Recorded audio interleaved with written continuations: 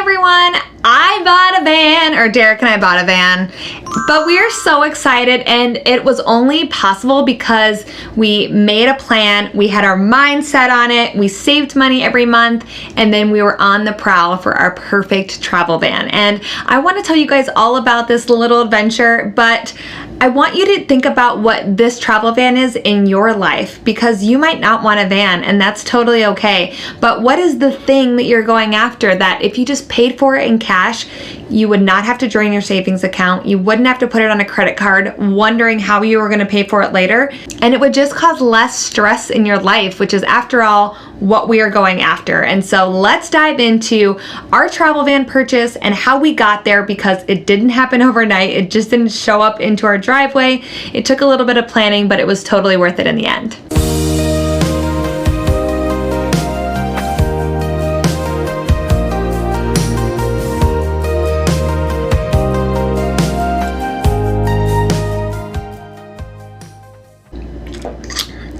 This is the amount of coffee that we need today. This is real.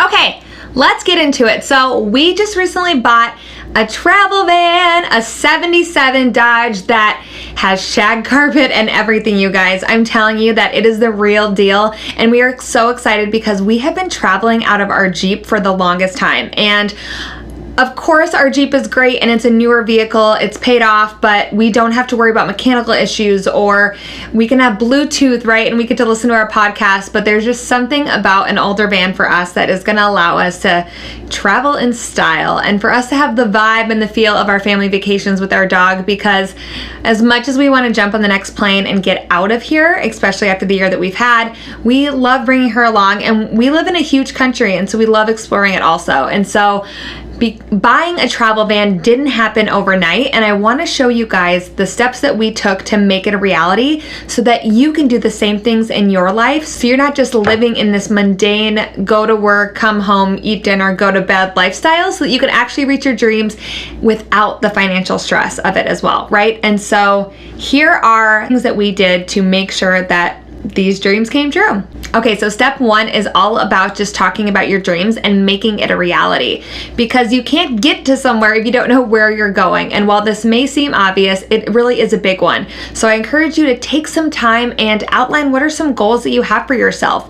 And it doesn't have to be big, like buying a van to travel across the country. It might be redoing your back patio, or saving for a wedding, or buying a new car. Whatever the item is, make sure that you and your partner, if you're sharing finance with someone, are on the same page, because you just want to make sure that everyone understands the scope of the idea and what you actually want to get out of it and why you're doing it. And so we have always had conversations about buying a travel van, and so it was very clear that we were on the same page. It was just a matter of pulling the trigger and figuring out when we wanted to make it happen. All right, step two was outlining actionable steps and actually figuring out how are we going to get to this purchase. And so we realized that we probably have to sell a car. We should probably start saving some money. We need to start researching what kind of vans that we wanted, outlining the scope of what is in a good van and what are things that we don't want to settle on. And so once we made a little list of our to-do items, and it doesn't have to be formal, I'm not assigning homework, and it was definitely not a big task, but it was exciting because we wanted a van, and this was just how we were going to make sure that it happened, right? And so make sure that you write down what are the goals, what are the things that we have to do to make our big dream happen along the way. All right, so then it came to step three of adding these items to either your calendar or to your budget. And so we knew that we wanted to sell my car. It was an older vehicle, and since I worked from home, we didn't really need it, honestly. And so doing the groundwork for me to clean my car, to get it ready for photos, to post it online, that was kind of a big to-do, but then also to start saving money so that we could afford to buy this van. We had to settle on a budget of what we wanted to spend at a maximum, because we didn't want to take out a loan or go into debt over this purchase. We knew that once we got the van, there's going to be unexpected expenses along the way, and so we wanted to spend as little money or stay within budget so that it wasn't going to stress us out in the future. Once we sold my car, we were that much closer to our budget and our savings goal. And then it was just a matter of implementing monthly savings to build up that van fund, right? And so we pretended like we were still paying insurance on the old car, and I was putting that money aside. I was also putting money aside every time I worked an extra job, or every time Derek got a bonus or got a little bit of extra income. We aren't working with a lot of money here, so I don't want you to think that we just had money coming in all places and this is something that we were able to do that you aren't able to do. But it was just about being very intentional with every dollar that we got outside of our normal budget and our normal income. All right, so the fourth item on the list is to check in with each other and make sure this goal is still a priority. The last thing you want is, especially for some of these longer goals, you're saving every month and you know what you're looking for or what you need to buy, but then you're like, why are we even chasing this dream anymore? It's not important to us. Or something else happened in life and now everything shifts and now you need to start saving for this thing. And so just make sure that you're on the same plan with each other, that you both understand that, yep, this is still really important. We still love this item. It's still worth sacrificing every month a little bit of money to make sure we're saving for this goal. And for us, it was absolutely every single time.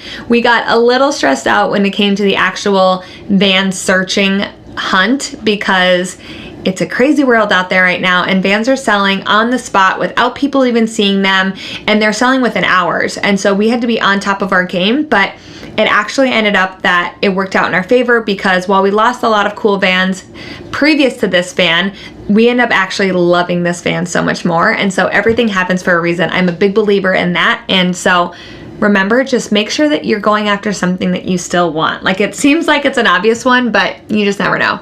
All right, and the last item is pull the trigger and repeat, because you don't want to just stop chasing your dreams after you reach one thing, right? If we stopped at having a travel van and we just took it from here to the local park every time, like that would be no fun, right? So we're already thinking about what road trips do we want to plan? What renovations do we want to make on the van? What are the next steps in our life? And maybe all of our next goals aren't associated to the van. There's other things happening as well, but making sure that you keep envisioning and dreaming and talking with your partner about what are the next things that we want in life to make our life that much better. And if you don't have a partner, great. It's one less person with an opinion, right?